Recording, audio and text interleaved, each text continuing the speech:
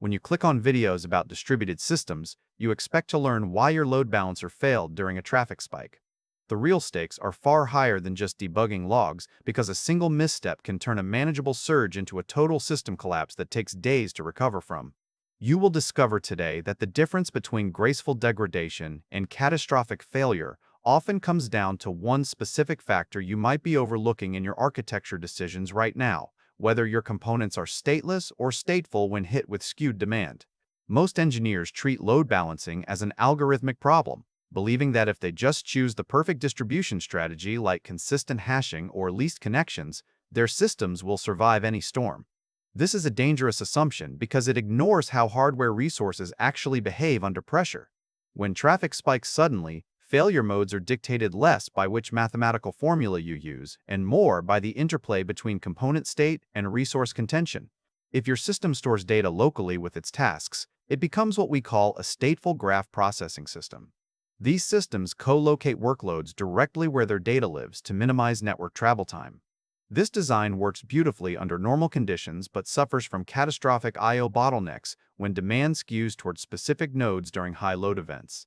Without sophisticated bidirectional push-pull flows, the queue starves and the entire cluster grinds to a halt rather than degrading gracefully.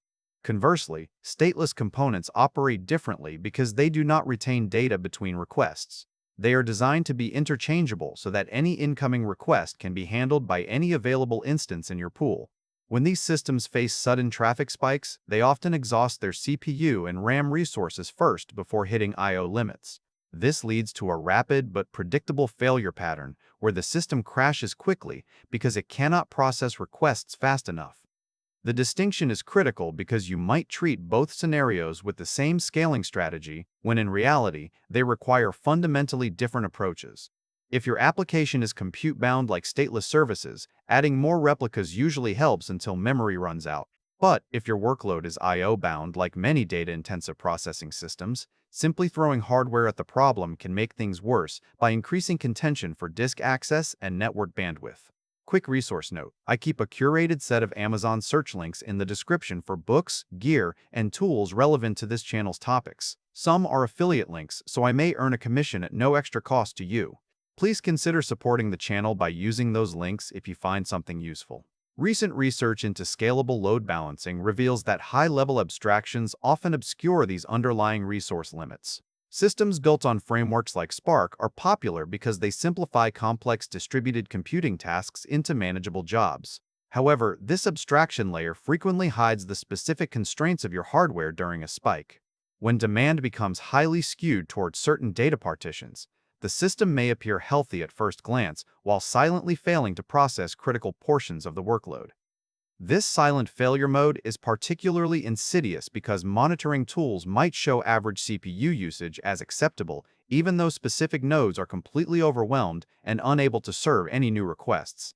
To understand why this happens, consider how random assignment with slight overlaps performs compared to strict clustering strategies during skewed loads.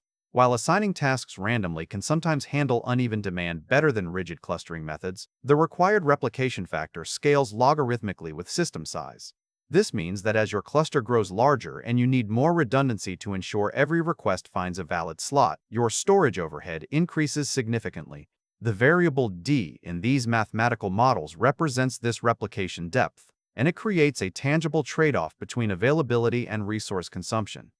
If I/O is already the primary constraint in your architecture, adding replicas without carefully managing data locality can worsen contention rather than alleviate it. You end up with more nodes competing for the same limited disk bandwidth, creating a feedback loop that accelerates failure instead of preventing it. The synthesis of this research suggests that there is no universal pattern that solves load balancing issues across all scenarios. The critical factor determining your system's fate during a traffic spike depends entirely on whether you are I/O-bound or compute-bound. A stateful graph processing system like the one described in TD-Orch studies demonstrates how co-location strategies can lead to catastrophic outcomes if not paired with dynamic flow control mechanisms.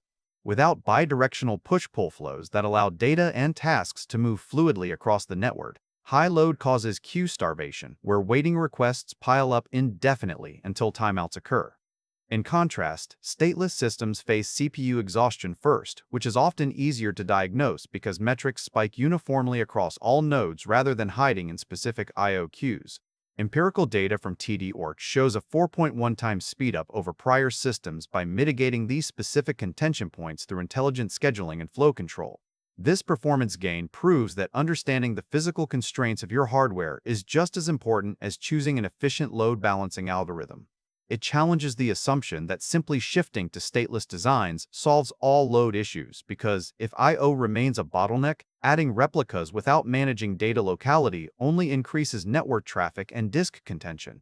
You must identify whether your system struggles with memory bandwidth or processor cycles before deciding on a scaling strategy. If you treat an I/O-bound problem as a compute-bound one by spinning up more CPU-intensive instances, you will not solve the underlying issue of slow disk access or saturated network links. This realization changes how we approach production-grade development for junior engineers learning to build scalable systems. You need to stop thinking about load balancing purely in terms of algorithms and start visualizing it as a resource management problem where every byte transferred and every cycle consumed matters during peak loads. The difference between a system that degrades gracefully under pressure and one that fails catastrophically often lies in how you handle the transition from normal operation to high load conditions. By recognizing whether your workload is driven by computation or data access, you can select the right scaling patterns rather than relying on generic best practices that may not apply to your specific architecture. Thanks for watching all the way to the end.